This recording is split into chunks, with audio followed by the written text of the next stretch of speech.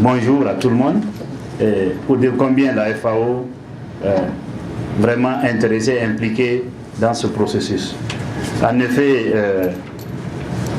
comme vous le savez, la FAO est actuellement engagée avec certaines organisations des Nations Unies pour accompagner le gouvernement malien dans le processus de One Health. Et ce processus de One Health, une seule santé, donc qui fait le pont entre la santé animale et la santé humaine, je pense est en plein dans la question sur le sujet de la santé publique.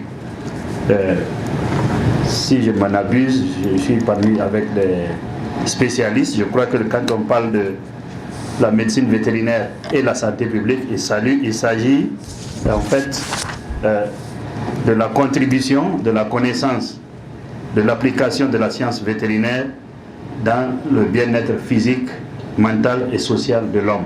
Donc c'est bien là l'objectif aussi de One Health, comment adresser les zoonoses, donc les maladies transmissibles, si j'ai bien compris, des animaux vers les hommes.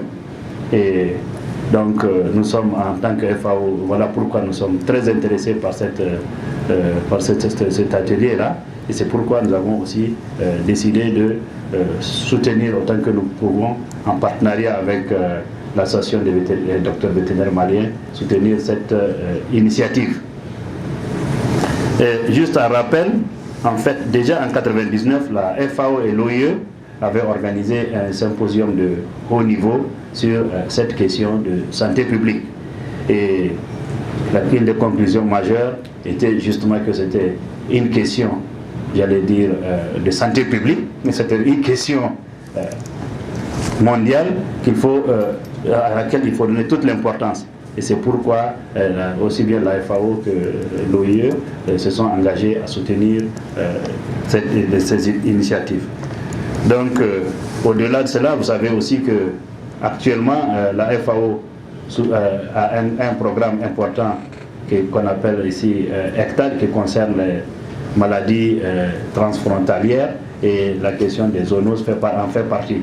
Donc, c'est aussi un moyen pour nous d'accompagner le ministère de l'élevage. Et au-delà, nous avons beaucoup de programmes actuellement avec le ministère de l'élevage, et je peux vous assurer que nous allons continuer non seulement à soutenir le gouvernement malien à travers le ministère de l'élevage, mais aussi d'autres ministères, et aussi notre disposition à continuer notre partenariat avec l'association des docteurs vétérinaires au Mali. Voilà ce que je peux dire.